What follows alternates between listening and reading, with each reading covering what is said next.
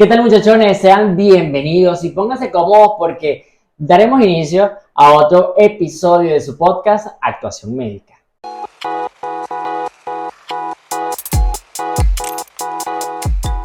En esta oportunidad tengo la dicha de compartir con un gran profesional con quien tuve la oportunidad de estar muchos meses en una unidad de cuidados intensivos y con quien considero que es la más idónea para que tratemos este tema en especial.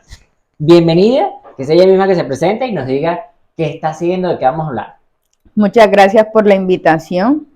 Me presento, mi nombre es Erika Monterrosa, soy fisioterapeuta. Actualmente coordino una unidad de cuidados intensivos adultos y el tema que vamos a tratar hoy es acerca de ventilación mecánica.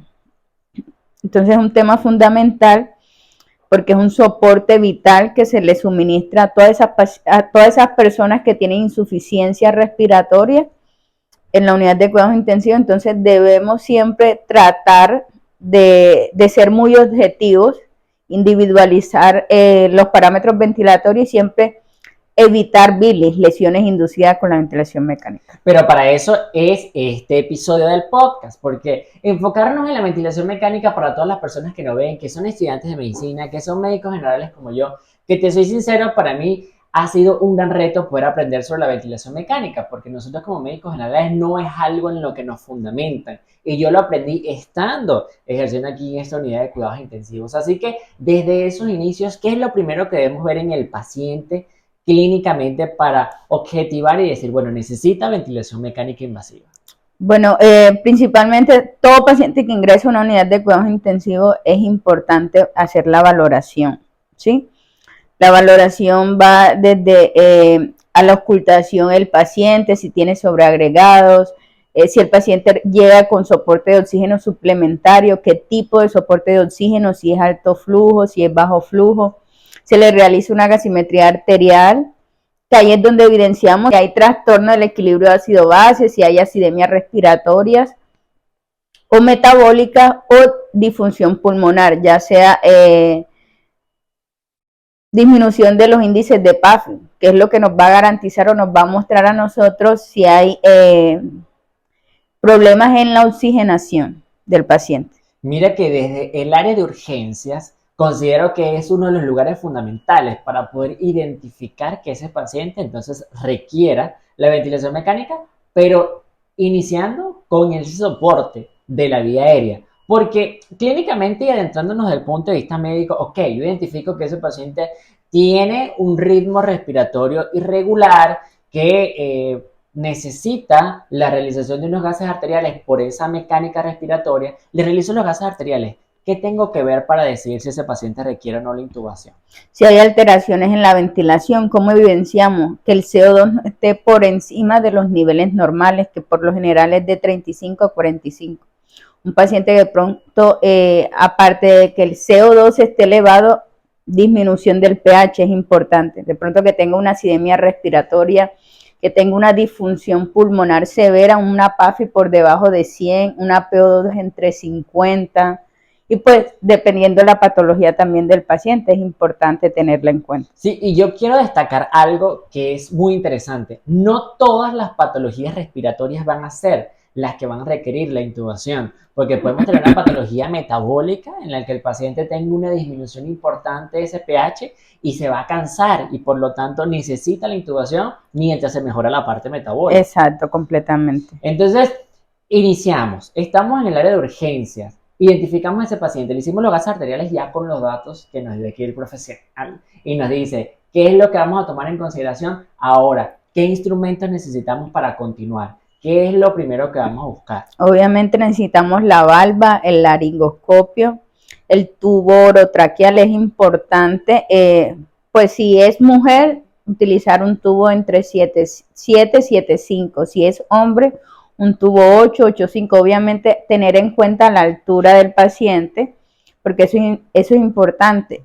La altura y ver el nivel, evaluar el nivel del cuello, de qué manera evaluar la vía aérea como tal, y durante la laringoscopia que pues el mismo médico se encargue de identificar si es una vía aérea gruesa, si necesita un mayor calibre de tubo orotraqueal, eso es importante.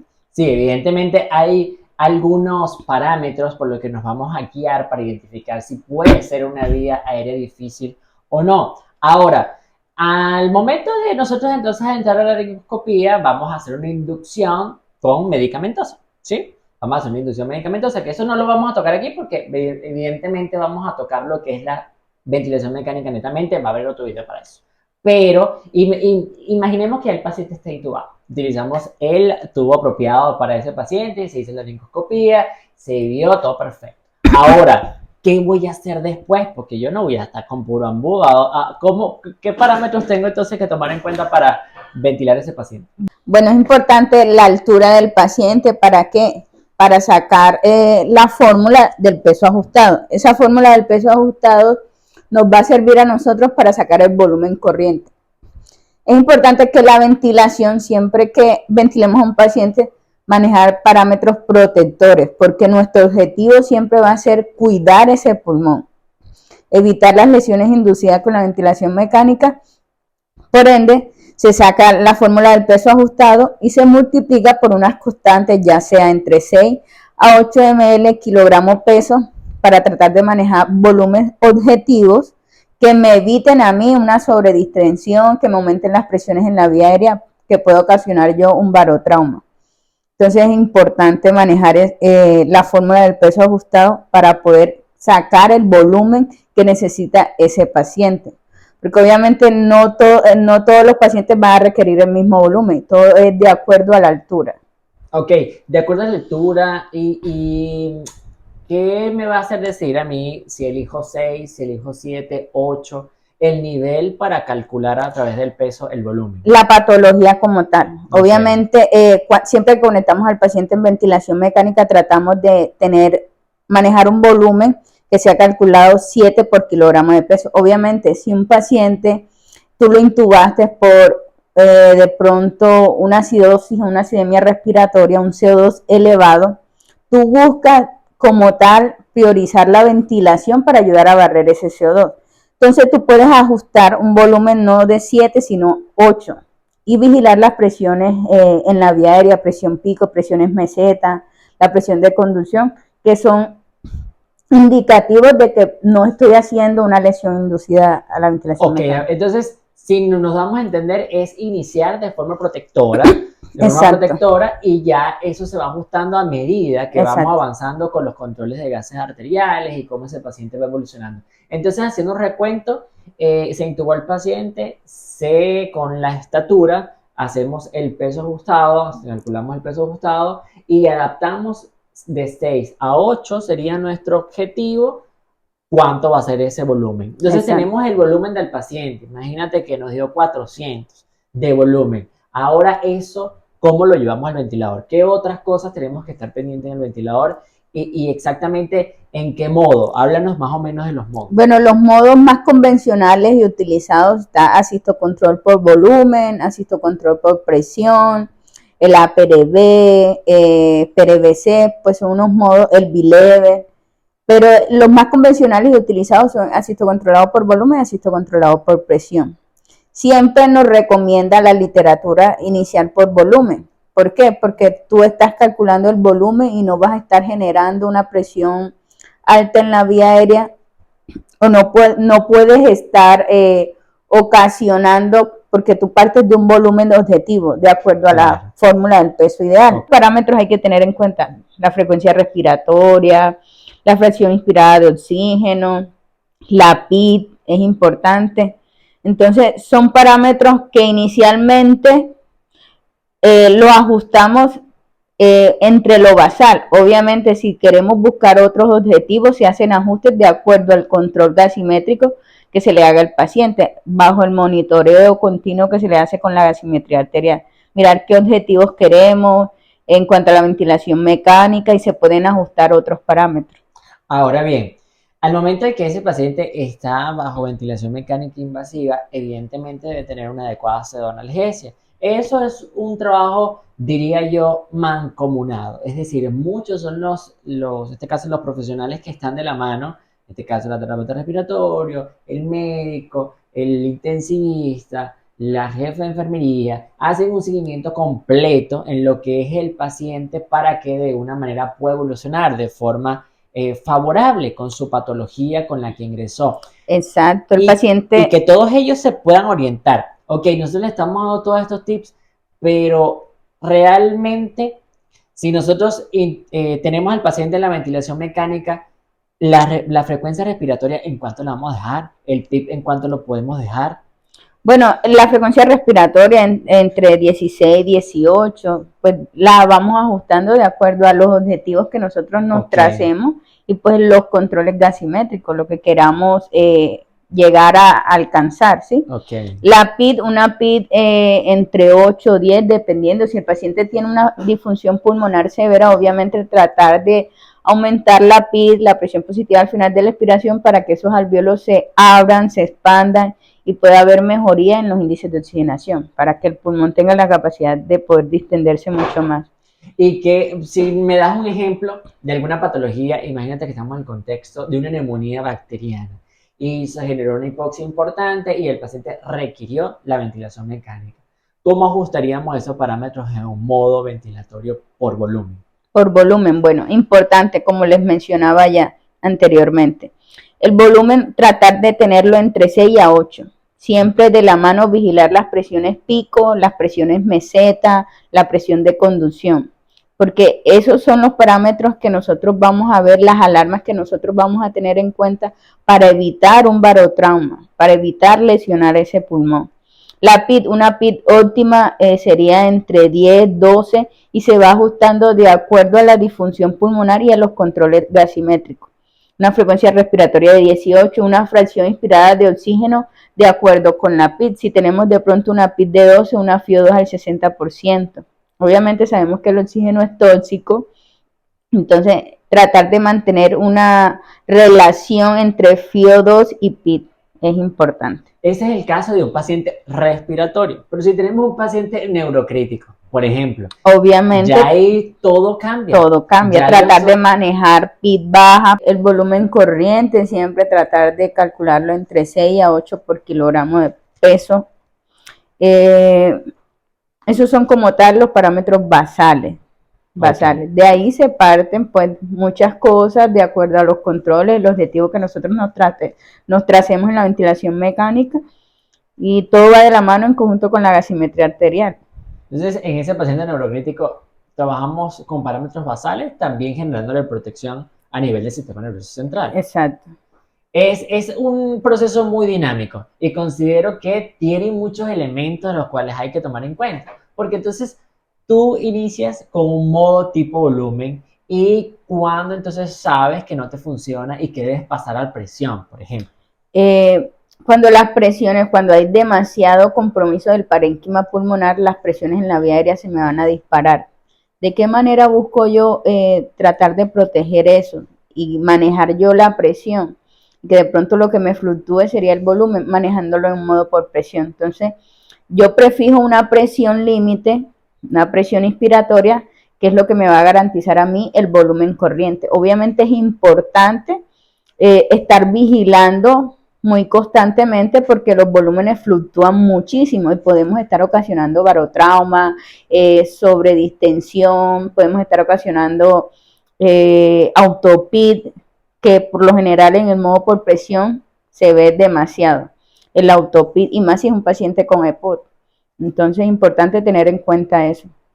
Ahora, ese paciente, evidentemente, tú decidiste manejarlo entonces por presión porque de pronto en el modo volumen no te funcionó y allí tienes entonces que vigilar el volumen en el modo presión. Exacto, o sea, lo estoy manejando por volumen inicialmente. El paciente, a pesar de manejar volúmenes protectores entre 6 a 8 ml kilogramo peso, las presiones mesetas se me elevan, la presión de conducción se me eleva por encima de 13, 15 centímetros de agua, la presión meseta por encima de 30, y las presiones pico se me disparan. Entonces es importante, como con esos indicativos, con esas alarmas de las presiones en la vía aérea se me disparan, el paciente podemos estar ocasionando un barotrauma. Entonces podemos pasar a volumen, garantizar una presión límite que me vaya a generar un volumen adecuado, un volumen de acuerdo a, Ok. a la fórmula del peso ideal, porque obviamente siempre tenemos la fórmula del peso ideal. Si queremos que el paciente nos haga un volumen de 400, entonces tratamos de fijar una presión límite o presión inspiratoria que me consiga ese volumen Ese volumen. objetivo que Claro, yo quiero. porque ahí entonces tú vas a manejar, en este caso, si es modo por presión, se van a manejar las presiones para llegar al volumen objetivo que inicialmente nosotros calculamos, pues ese volumen lo vamos a sacar siempre, Exacto. sea el modo ventilatorio que utilicemos. O sea, siempre vamos a tener que sacar ese volumen para entonces tener nuestro enfoque de que de ahí no debemos de sobrepasarnos, porque eso es lo que vamos a garantizar de forma segura en nuestro paciente en la introducción de ese volumen. Ahora, si tenemos en el contexto de otro paciente, en este caso metabólico, tenemos una cetoacidosis diabética que sabemos que no tiene indicativo para la intubación porque no es algo respiratorio, pero si ese paciente llegase a tener un pH por debajo de 7, entonces donde el cansancio para poder compensar de alguna manera, ¿cómo serían los parámetros para iniciar en ese paciente que requiera la intubación? Bueno, ahí es importante sacar la fórmula del bicarbonato, del PCO2 esperado, para tratar de compensar esa acidosis metabólica, para tratar de mejorar ese pH. Pues los volúmenes corrientes iniciamos normal, entre 6 a 8 ml. Frecuencia respiratoria, ya ahí sí, de acuerdo a la fórmula del bicarbonato, la fórmula del PCO2 esperado, programamos la frecuencia respiratoria, cosa de que nos compense, nos ayude a barrer un poco CO2 para tratar de compensar el pH, la parte metabólica. Claro, porque es que nuestro organismo es tan perfecto que va a buscar la manera de compensar. Ok, el CO2 se va a colocar a como esté entonces el bicarbonato y ahí va a intentar de compensar ese paciente que tiene déficit en esos elementos. Entonces, de alguna manera, nosotros poder resumir la ventilación mecánica, son muchos los elementos. Queremos englobar aquí no solamente cómo iniciar y qué le vamos a prestar atención, sino también diversas patologías, cómo la podemos nosotros enfocar. Sin embargo, trataremos, porque estamos en la unidad de cuidados intensivos, solo que estamos en un espacio donde evidentemente no se ve el ventilador, pero vamos a tratar de hacer una demostración, bueno, por parte de la profesional, por supuesto, que es la más experta, para que nos pueda indicar todos esos parámetros específicos y esos valores que tenemos que utilizar en el ventilador. ¿Tienes alguna otra cosa que entonces nos puedas aportar para seguir nutriendo de información, No, muchachos? es importante que pues la ventilación mecánica va de la mano con muchas cosas. Obviamente el paciente debe estar completamente sedado para evitar cualquier daño, cualquier lesión, cualquier esfuerzo que pueda hacer el paciente y puede generar alguna asincronía ventilador-paciente. Aparte de eso, también va de la mano con la gasimetría arterial. Obviamente tenemos que tratar de manejar una PO2 entre los niveles normales o aceptables o objetivos de acuerdo a la patología del paciente. Entonces siempre es importante el control gasimétrico y los parámetros ventilatorios y ajustar de acuerdo a lo que queramos. Siempre que se le soporte a un paciente ventilación mecánica, siempre nuestro objetivo va a ser cuándo lo vamos a extubar, porque los días de ventilación mecánica producen neumonías asociadas. Entonces, tratar en lo posible de disminuir los días de la ventilación mecánica y ir de la mano con la parte médica a la disminución de la pseudoanalgesia para poder despertar o progresar en la ventilación mecánica para una posible extubación. Mira que muchos maestros con quien me he topado siempre repiten lo mismo. Cuando se intuba el paciente ya hay que pensar cuándo se va a extubar. O sea, es una cosa que ni siquiera le hemos iniciado, pero ya tenemos que pensar porque claramente ese paciente no se nos puede prolongar en la ventilación mecánica invasiva porque iban a haber efectos deleterios desde el punto de vista físico, además desde el punto de vista respiratorio, que no va a ser lo mismo estar controlando a ese paciente. Bueno, entonces nos van a acompañar, vamos a entrar a la unidad de cuidados intensivos y vamos a ver algunas muestras del ventilador, qué es lo que vamos a manipular, bueno, de la mano, como les dije anteriormente, de Erika. Muchas gracias por formar parte de esta iniciativa, por formar parte de un episodio de este podcast Actuación Médica. Gracias a ti por la invitación. Un ventilador Newport, ya lo encendimos y como tal los modos convencionales que trae son controlado por volumen, por presión, SIME y espontáneo. Entonces, como les mencionaba anteriormente, los parámetros que hay que tener en cuenta es FiO2, volumen corriente, la frecuencia respiratoria que va de la mano con el tiempo inspiratorio y el flujo, ¿sí? Y la PIP, ¿sí? Entonces, importante tratar de ajustar el volumen corriente de acuerdo a la fórmula del peso ideal, ¿sí? Una FIO2, iniciamos entre una FIO2 del 50%, que no sea ni tan alta como intermedia, una PIP de 8, frecuencia respiratoria de 18, ¿sí? Y el tiempo inspiratorio en un adulto va de 0,80 a 1,10. Entonces podemos iniciar con un tiempo inspiratorio de 1 que me da una relación IE de 1,23.